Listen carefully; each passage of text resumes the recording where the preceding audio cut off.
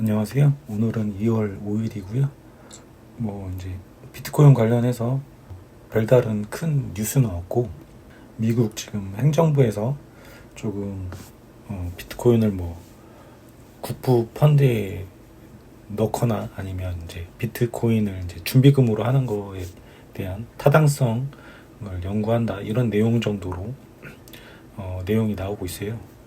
그래서 제가 생각할 때 미국의 그 정치권에서의 움직임, 이게 굉장히 본받을 만하다, 이런 생각이 좀 들어서 그런 내용을 좀 설명을 드리려고 하거든요.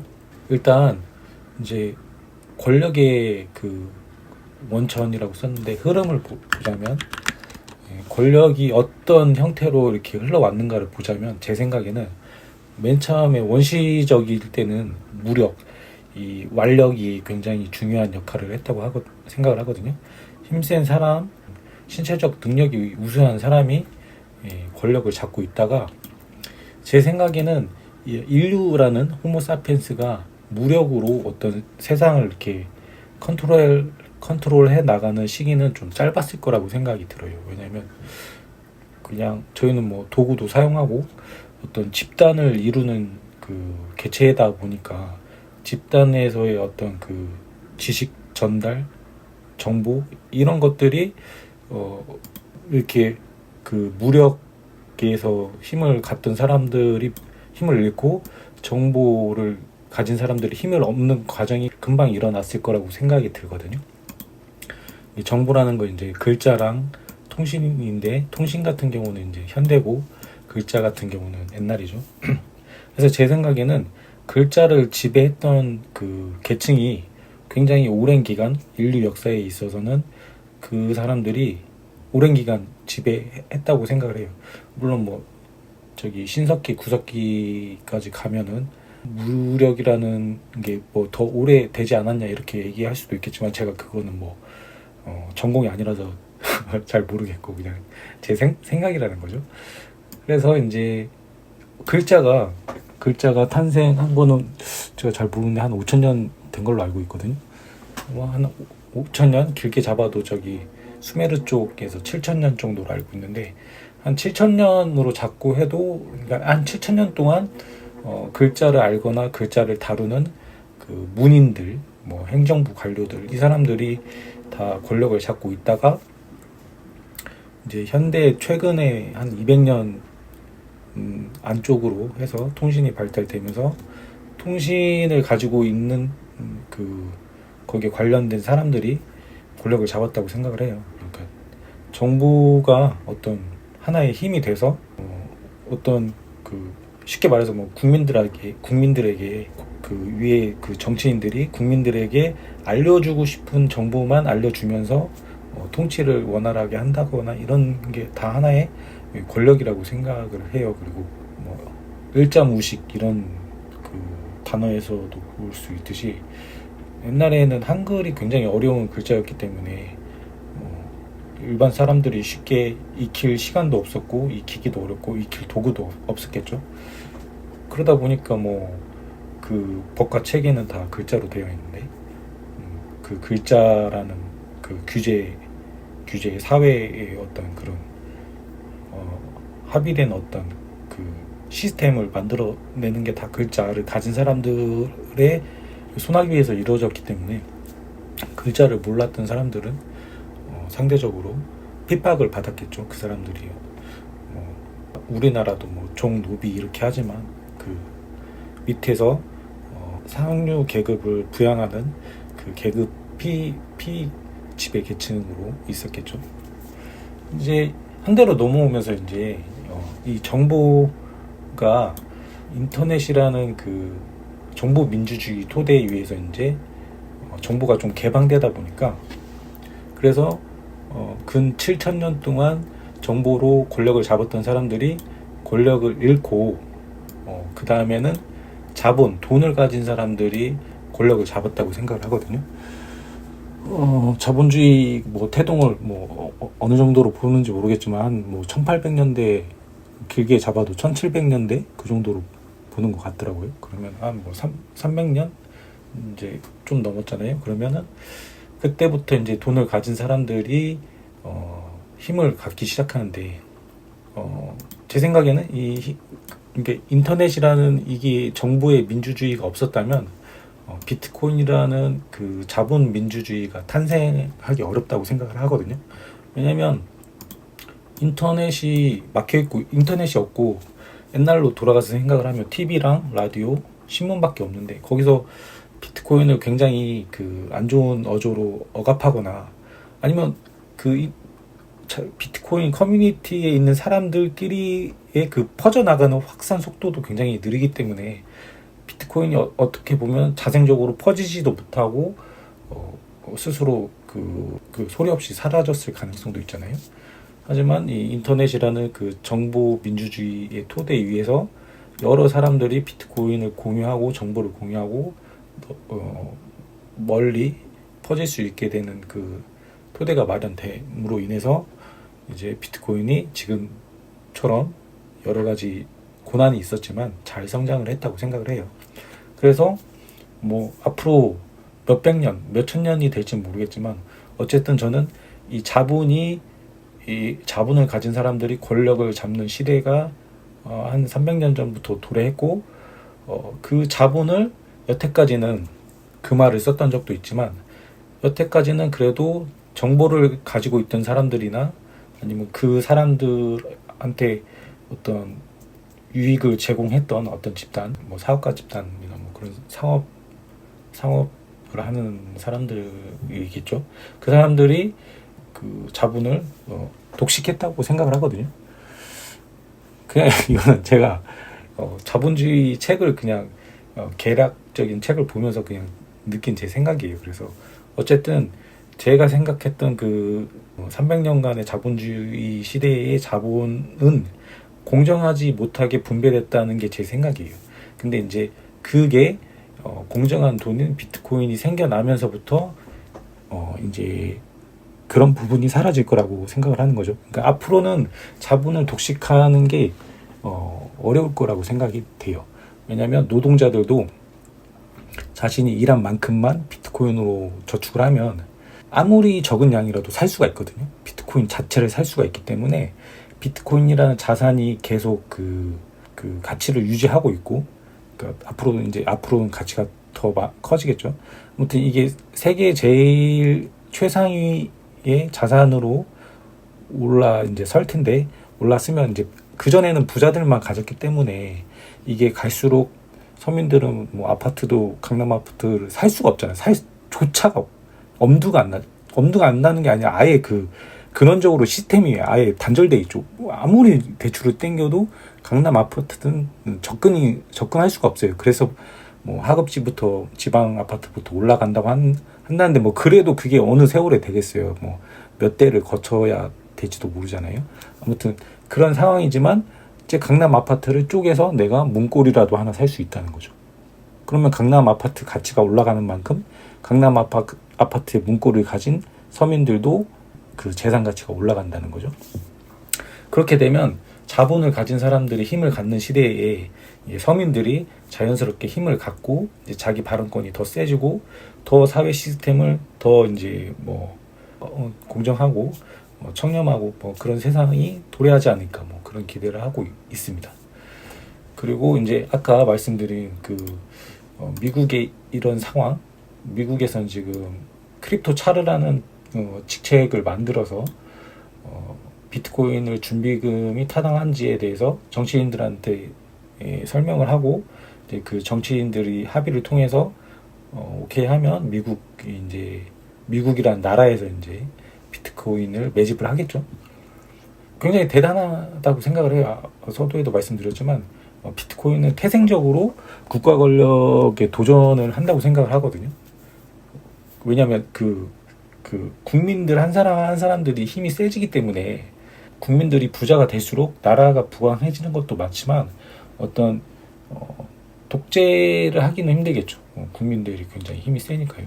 아무튼 그런 의미에서 그동안 자기 마음대로 했던 정치인들 입장에서는 이게 탐탁치 않은 게 비트코인인데, 그거를 이거는 우리나라가 앞으로 나갈 비전이고 미국을 부강하게 할 거고 미국인들을 부유하게 할 거다라는 판단이 쓰고 저렇게 굉장히 속도를 내서 이렇게 추진하고 있는 거거든요. 근데 어저께 이제 제가 이게 어떤 정치적인 얘기를 하려고 하는 건 아니고, 어저께 이제 우연히 MBC에선가 우원식 대표인가요? 하여튼 뭐 그분이 나와가지고 손석희 옹호하고 뭐 질의응답을 하는 걸 봤는데, 그 이번 계엄령 때 그 국회 후문으로 이렇게 몰담을 해서 뭔가 민주주의를 수호했다, 이런 뭐 긴박한 상황에서도 잘 해냈다, 뭐 이런 약간 무용담처럼 들렸어요, 저는. 근데 다 좋아요. 다 좋아요. 그러니까 민주당이든 뭐 국민의힘이든 다른 당이든 뭐 자신들이 추구하는 가치가 어떤 게 있고 뭐 그런 게 다 좋다 이거예요. 그리고 뭐 가장 기본적으로는 그 사람들이 하는 말은, 본인들은 국민의 대표이기 때문에 국민의 뜻을 그대로 전달해야 된다. 그리고 국민들을 위해서 일을 해야 된다. 이런 개념으로 직책을 수행하고 계시겠죠.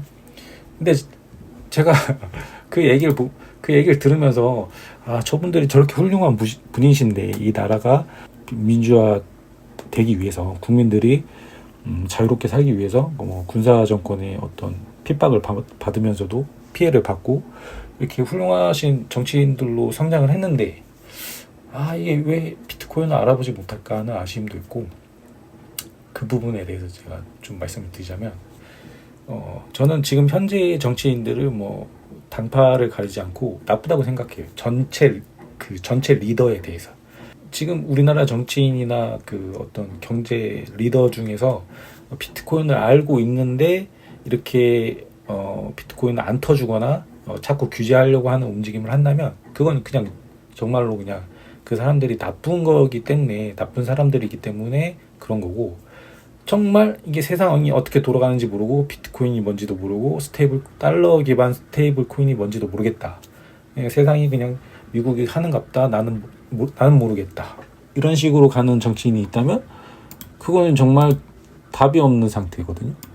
뭐 어느 게 더 나쁘다고 할 수는 없겠지만 어쨌든 안 좋은 상황인 건 맞아요.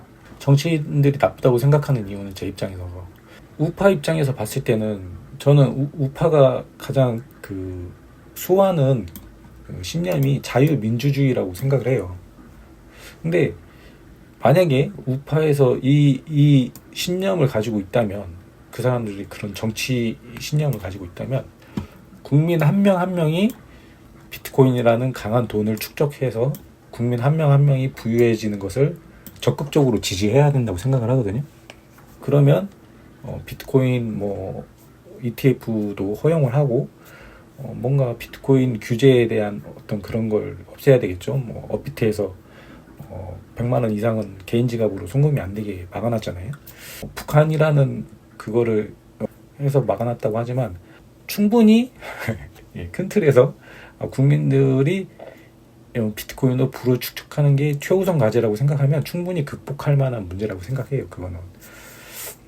그리고 이제 좌파 입장에서는, 제가 좌파를 바라볼 때 그들의 가장 우선한 가치는 부의 공정한 분배라고 생각을 하거든요. 근데 이 부의 공정한 분배를 원한다고 하면 제 생각에는 국민들이 그 힘들게 번 돈 자체가 굉장히 그 가치를 잘 유지해야 돼요. 미래까지. 그래야 그 사람들이 자본을 축적해서 어떤 부를 읽을 수 있는 기반이 된다고 생각을 하거든요. 그러니까 지금 좌파의 입장은 제가 봤을 때는 공정하지 못한 시장 시스템에서 부자들은 죄악시 되는 사람들, 그러니까 저 사람들은 공정하지 못하게 돈을 벌었으니까 저 사람들의 돈을 뺏어서 그 공정하지 못한 경쟁에서 진 사람들, 가난한 사람들에게 줘야 돼, 이런 개념이라고 생각을 해요. 근데 제가 봤을 때 원천적으로 좌파에게 필요한 그 개념은 시장에 공정한 돈을 투입해서 그 공정한 시장 체제에서 국민 모두가 부자든 가난한 사람이든 열심히 일하면 누구든 부자가 될 수 있는 돈이 있는 상태를 만들어주는 게 가장 좋다고 생각하거든요. 그게 비트코인이라는 거죠. 그래서 제 생각에는 좌파나 우파나 본인들이 추구하는 가치가 이게 방금 설명한 게 맞다고 하면 비트코인을 막을 필요가 아니라 적극적으로 도입하고 국가에서도 어떻게 뭐 미국처럼 준비금을 한다든지 이런 게 필요한데, 반대로 가고 있다는 거죠.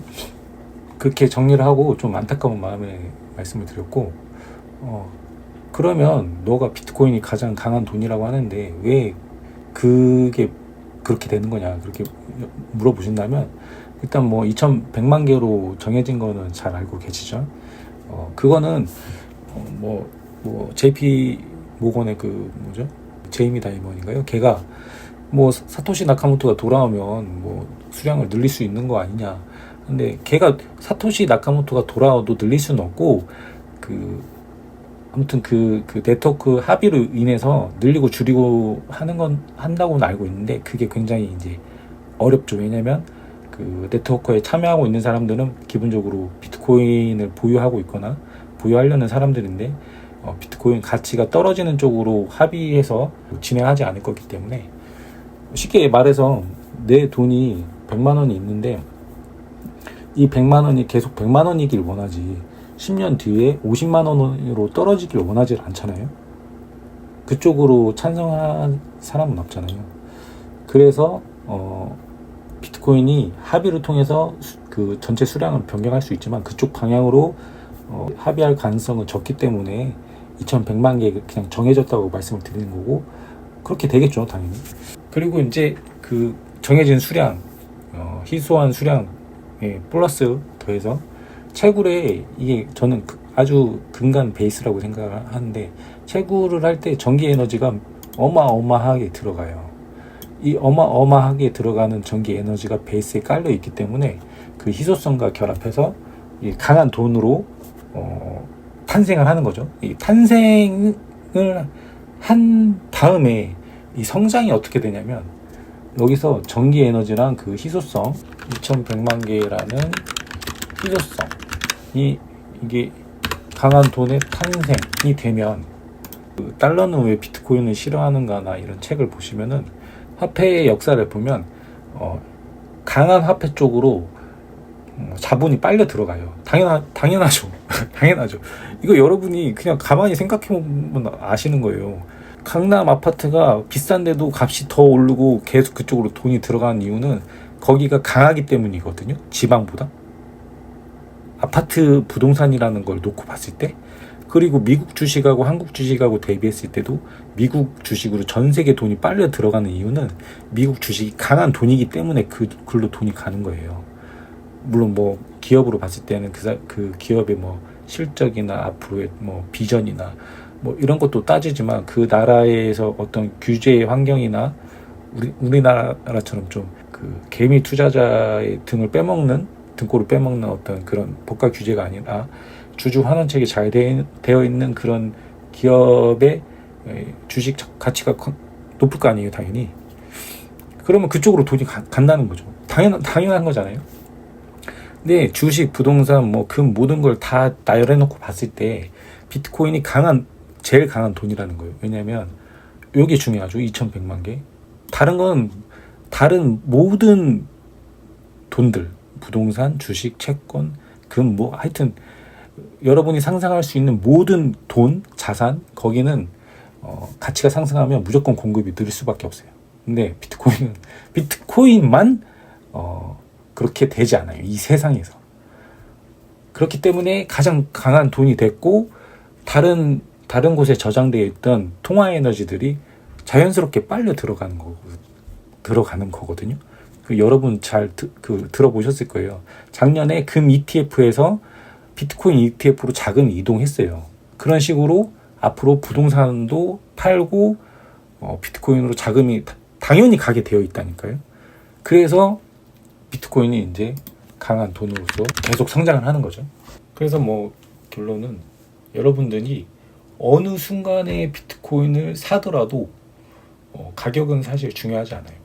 강한 돈이기 때문에 등락은 있을지언정 어차피 여러분이 5년 이상 시계열로 보면 여러분은 항상 플러스 상태로 있을 거거든요. 원화 가치나 달러 그 척도 그 잣대로 재봤을 때, 어쨌든 틀림없이 여러분이 5년 이상 장기 투자를 한다고 하는 가정하에서 여러분이 가장 부를 제대로 탄탄하게 축적할 수 있는 수단이 비트코인이고, 우리의 리더들은 그걸 모르고 있거나 아니면 알면서도 막고 있는 상태이기 때문에 여러분들이 좀 깨어나셔가지고 좀 뭔가 결단을 하시면 좋고, 아니면 뭐 미국에서 만약에 전략적 준비금으로 채택을 한다고 하면 거기에 그 속도는 맞춰가야 좀 그래도 남은 여생 조금 인생을 살아가면서 손해보진 않을 것 같은 라는 생각이 들거든요.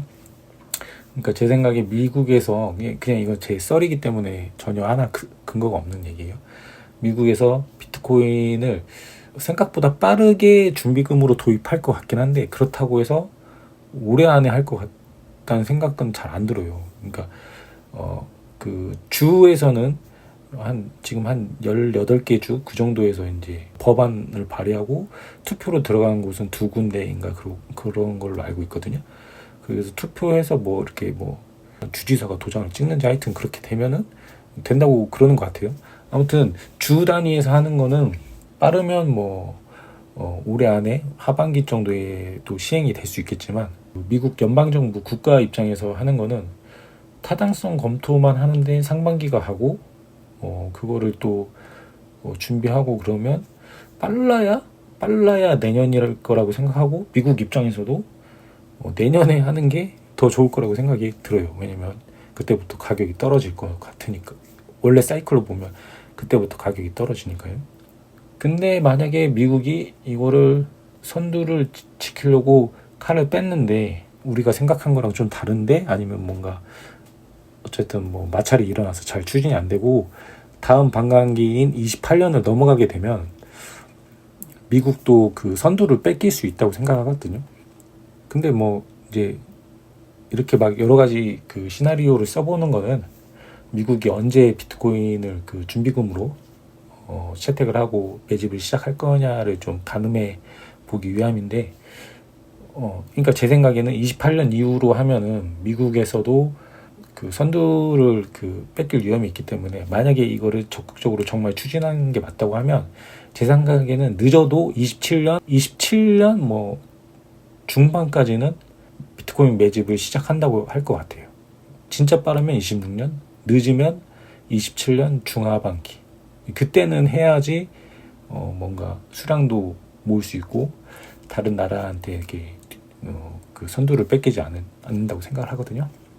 그러면 이제 여러분도 미국하고 발맞춰 가시려고 하면 적어도 이제 올해는 고점이니까 내가 올해는 매집 안 하겠다 이런 생각이시면 공부하시면서, 공부를 할 것도 솔직히 뭐 그렇게 많지는 않아요. 그냥 자본주의 그 뭐 흐름하고 화폐의 역사 뭐 이런 흐름, 그런 것도 뭐 어려우면 그냥 달러는 왜 비트코인을 싫어하는가 책을 한 번 정도 읽어보셔도 충분히 조금 어느 정도 감은 잡으실 수 있다고 하거든요. 생각을 하거든요. 아무튼 그런 상태에서 미국의 속도만 좀 맞춰서 분할 매수를 하면서 계속 5년 이상 그 장기적인 관점으로 비트코인을 축적한다고 하면 제가 생각하는 세상, 그 국민 한 사람 한 사람이 비트코인이라는 부를 축적하면서 힘을 갖게 되면서 사회 시스템 자체가 굉장히 공정해지고 뭔가 활력이 넘치는 그런 세상이 될 거라는 뭔가 그런 생각이 있습니다. 그래서 여러분이 그 주인공이 되셨으면 좋겠습니다. 네, 감사합니다.